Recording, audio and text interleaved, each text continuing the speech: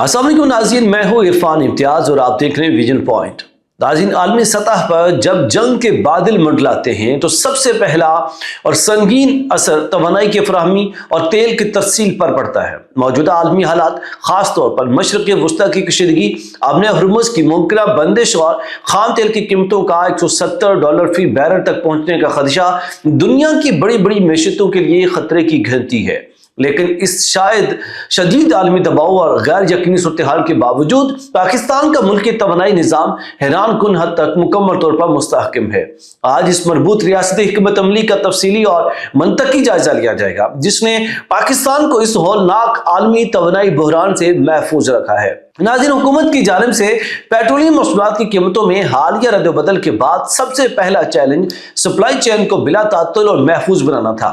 वज़ीर खजाना की ज़ेर सदारत होने वाले आला सतह इजलास के जो अदाद और शुमार सामने आए हैं वो माशी इस्तेहकाम की वाज़ेह दलील हैं। इस वक्त मुल्क में डीजल के ज़खायर तकरीबन 25 दिन और क्रूड ऑयल यानी खाम तेल के ज़खायर 12 दिन के लिए मौजूद हैं, जबकि पेट्रोल की मौजूदा मुल्की तलब को पूरा करने के लिए वाफर मिकदार दस्तयाब है।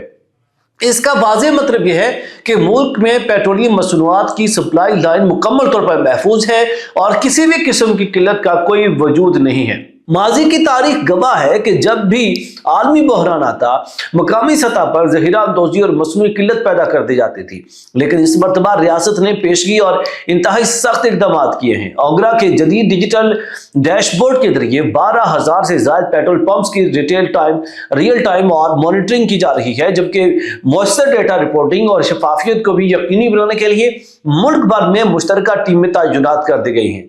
ज़हीरा अंदोज़ी और मसनूई किल्लत के खात्मे के लिए की जाने वाली ये सख्त निगरानी इस बात की जमानत है कि मार्केट में बहरान पैदा करने वाले माफियाज की हर साजिश अब नाकाम होगी।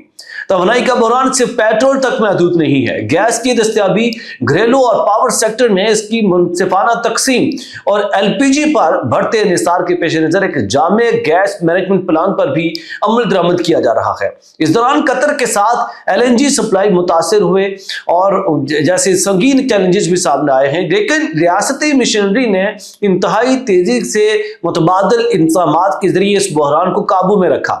नाज़रीन, कुवैत के साथ तवील मुद्दती माहदे और बरवक्त सफारती राब्तों ने इस बात को यकीनी बनाया है कि तवानाई के तमाम ज़राए मुतवाज़िन रहें और मुल्की मैशत का पहिया किसी सूरत न रुके।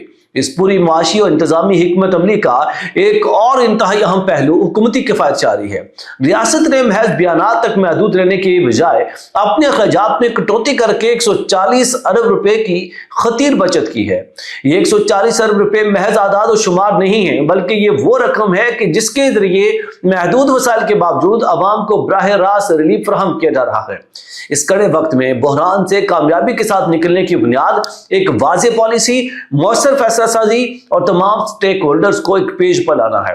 इस तमाम अमल में कौमी क़यादत, बिलखुसूस फील्ड मार्शल आसिम मुनीर की ज़ेर क़यादत अस्करी और सिविल आहंगी ने एक कलीदी और फैसला कुन किरदार अदा किया है। जब रियासती इदारे और वफाकी हुकूमत एक ही समत में और सिर्फ कौमी मफाद को अवलीन तरजीह बनाते हुए काम करते हैं तो बड़े से बड़ा आलमी दबाव भी मुल्क के इस्तेहकाम को मुतज़लज़ल नहीं कर सकता। नाज़रीन, आज पाकिस्तान में तवानाई की बिला तात्तुल फराहमी, डिजिटल मॉनिटरिंग के जरिए शफाफियत और मार्केट का इस्तेहकाम इसी मजबूत और मरबूत रियासती हिकमत अमली का सवर है, जिसके नतीजे में अवाम के मफादात का भरपूर तहफ़्फ़ुज़ मुमकिन हुआ है। मुल्क की तारीख में यह पहला मौका है कि आलमी सतह पर इतने बड़े बुहरान के बावजूद अंदरून मुल्क पॉलिसी साजी ने मैशत को एक महफूज और मुस्तहकम रास्ते पर गामजन रखा है।